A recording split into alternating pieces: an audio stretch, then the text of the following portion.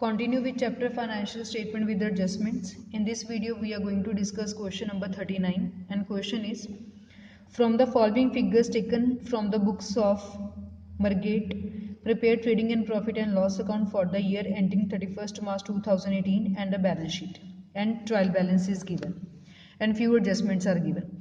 अगर हम trial balance में ध्यान दें तो आपको यहाँ गिवन है cost of goods sold. Cost of goods sold का मतलब होता है opening stock plus net purchases plus direct expense minus closing stock.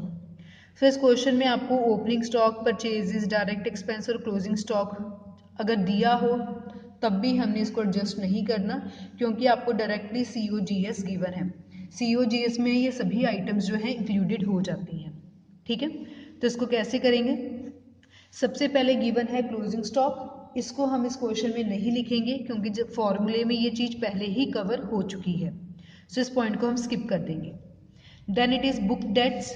Book debts को हम डेटर्स भी बोलते हैं. सो ये जाएंगे बैलेंस शीट की asset side. Book debts that is of ₹20,000. इसकी एडजस्टमेंट है इसलिए इसको अंदर लिख लेंगे. Then it is plant and machinery. ये भी जाते हैं बैलेंस शीट की एसेट साइड. इसकी भी एडजस्टमेंट है इसलिए इसको भी अंदर लिख लेंगे. Plant and machinery 10,000. Unproductive wages. Unproductive का मतलब होता है कि इनडायरेक्ट है, प्रोडक्शन के साथ रिलेटेड नहीं है. सो जो इनडायरेक्ट खर्चे होते हैं वो हमारे जाते हैं प्रॉफिट एंड लॉस अकाउंट में. सो लिख लिया अनप्रोडक्टिव वेजेस. इनडायरेक्ट खर्चे हैं इसलिए प्रॉफिट एंड लॉस अकाउंट में जाएगा. अमाउंट इज 6,000 तो लिख लिया 6,000. Next is salaries. सैलरीज भी इनडायरेक्ट एक्सपेंस है, सो ये भी प्रॉफिट एंड लॉस अकाउंट में ही जाएगा. To salaries. Amount is 2,000. Then it is land and building. ये हमारे लिए एसेट है, बैलेंस शीट की एसेट साइड जाएगा. Land and building amount is 30,000. Then it is travelling expense. ये हमारे लिए इनडायरेक्ट एक्सपेंस है, प्रॉफिट एंड लॉस अकाउंट में जाएगा. To travelling expense amount is 2,500. Then it is cost of goods sold. ये जाएगा हमारी ट्रेडिंग अकाउंट में. कॉस्ट ऑफ गुड्स सोल्ड इसमें opening stock, closing stock, purchases, direct expense सभी पहले ही इंक्लूडेड होते हैं. Then it is cash. Cash जाएगा बैलेंस शीट की asset side 30,500. Then it is capital. Capital हम बैलेंस शीट की लाइबिलिटी साइड लिखते हैं, अंदर ही लिखते हैं क्योंकि इसमें कुछ एडजस्टमेंट अभी होनी है. क्रेडिटर बैलेंस शीट की लाइबिलिटी साइड लिखेंगे. क्रेडिटर्स 10,000. Then reserves. रिजर्व्स भी हमारे बैलेंस शीट में जाते हैं लाइबिलिटी साइड. ठीक है, कंपनी ने पैसा जो है संभाल के रखा है ताकि ये फ्यूचर में हमें काम आ सके, इसलिए हम इसको लिखेंगे बैलेंस शीट की लाइबिलिटी साइड. रिजर्व्स 10,000. सेल्स ये जाएंगे हमारे ट्रेडिंग अकाउंट में credit side 1,50,000. When it is wages outstanding. देखो अगर वेजेस तो आपको बाहर दिया होता तो हम इसकी दो बारी ट्रीटमेंट करते. अब वेजेस आपको ट्रायल बैलेंस के अंदर गिवन है तो मतलब इसकी सिर्फ एक ही एडजस्टमेंट होगी. जब इसकी सिर्फ एक एडजस्टमेंट होगी तो ये जाएगी बैलेंस शीट में लाइबिलिटी साइड. ठीक है, क्योंकि हमें साल के दौरान ही पता लग गया कि कुछ वेजेस आउटस्टैंडिंग है. बाहर होती तो दो बार, अगर अंदर गिवन है तो सिर्फ एक बार. सो सभी ट्रायल बैलेंस के आइटम्स को हमने ट्रीट कर लिया. अब एडजस्टमेंट्स देखें. It was decided to write off plant and machinery 10%. So plant and machinery के ऊपर डेप्रिसिएशन लगानी है 10%. 1,000 आ गया, माइनस करके बाहर आ गया 9,000. एक बारी यहाँ लिख दिया, एक बारी यहाँ क्या कर देंगे depreciation on plant and machinery P&L account में 1,000. Then it is and to reserve for bad and doubtful debt 10% on the debtors. Reserve का मतलब यही है कि प्रोविजन है, आपको एक 10% की प्रोविजन बनानी है डेटर्स के ऊपर. तो हमारे डेटर्स कितने थे 20,000. 20,000 के ऊपर हम 10% कैलकुलेट करेंगे तो ये आ जाएगा हमारा 2,000।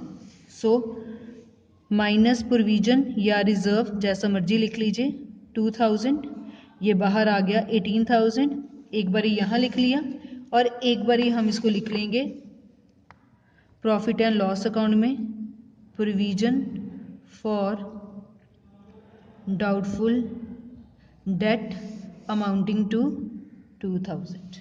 ठीक है, then it is to place 1,000 to bonus fund for staff. Staff के लिए हमें एक फंड बनाना पड़ेगा 1,000 का, क्योंकि ये पैसे हमने स्टाफ के लिए जोड़ के रखने हैं। सो कंपनी के लिए तो खर्चा हो जाता है ना, क्योंकि इस पैसे को हम इस्तेमाल नहीं कर सकते कहीं और। सो इसको हम कहाँ लिखेंगे, प्रॉफिट एंड लॉस अकाउंट में डेबिट साइड, और दूसरी बार इसको हम लिख लेंगे बैलेंस शीट की लायबिलिटी साइड। तो यहाँ हमने लिख लिया to staff bonus amount is 1,000, क्योंकि कंपनी के लिए तो खर्चा है ना, ये पैसा हम दोबारा इस्तेमाल नहीं कर सकते। और दूसरा हमने लिख लिया बैलेंस शीट में provision for staff bonus. Provision इसलिए लिखा क्योंकि ये पैसा जो है हमने सिर्फ स्टाफ के लिए ही यूज करना है। Then it is to place 15,000 for general expense and to carry forward the balance. So 15,000 हमने जर्नल रिजर्व में डालने हैं। सो ये पैसा फिर कंपनी के लिए खर्चा है, क्योंकि कंपनी इसको इस्तेमाल नहीं कर सकती। To general reserve 15,000 profit and loss account की डेबिट साइड, और दूसरी बार इसको हम रिजर्व में क्या कर देंगे, प्लस। चाहे आप यहाँ प्लस कर दीजिए, ठीक है। रिजर्व्स, न्यू रिजर्व 10,000 पहले था, 15,000 और बना लिया, टोटल हमारे पास हो गया 25,000। क्लियर है? सो सभी आइटम्स की हमने ट्रीटमेंट कर ली। अब लास्ट में हम प्रॉफिट एंड लॉस कैलकुलेट करेंगे। सो यहाँ टोटल आ रहा है आपके पास 1,50,000 ट्रेडिंग का, यहाँ सिर्फ 95 है, तो बैलेंसिंग फिगर डेबिट साइड आ रही है। या लिख देंगे ग्रॉस प्रॉफिट, माइनस करके ग्रॉस प्रॉफिट आ गया 55,000। अब इस ग्रॉस प्रॉफिट को हम P&L अकाउंट में ट्रांसफ़र कर देंगे बाय ग्रॉस प्रॉफिट 55,000। तो यहाँ हमारे पास आ जाएगा नेट प्रॉफिट, टोटल है 55,000 माइनस करके नेट प्रॉफिट हमारे पास आ गया 25,500। जब नेट प्रॉफिट आता है तो कैपिटल में हम क्या कर देते हैं, प्लस नेट प्रॉफिट 25,500, ये आ गया 75,500। बैलेंस शीट में लास्ट में टोटल करते हैं, asset must be equals to liabilities. So liability side का टोटल किया 1,12,500, एसेट साइड का टोटल किया 1,12,500। Asset must be equals to liabilities. Clear है? So this was about question number 39। आपको बस एक बात का ध्यान रखना है, COGS से रिलेटेड। जब COGS आपको गिवन होगा, कॉस्ट ऑफ गुड्स सोल्ड आपको गिवन होगा, सो अब आपको opening stock, purchases, closing stock या डायरेक्ट एक्सपेंस सेपरेट लिखने की ज़रूरत नहीं है, क्योंकि ये वाली आइटम ऑलरेडी इसमें एडजस्टेड होती है। ठीक है, यह हमने क्लोजिंग स्टॉक नहीं लिखा, वो भी इसमें आएगा, क्योंकि यहाँ तो लिखना ही है ना, वो सिर्फ COGS में एडजस्टेड था। सो क्लोजिंग स्टॉक ये हमारे पास है 25,000। ठीक है।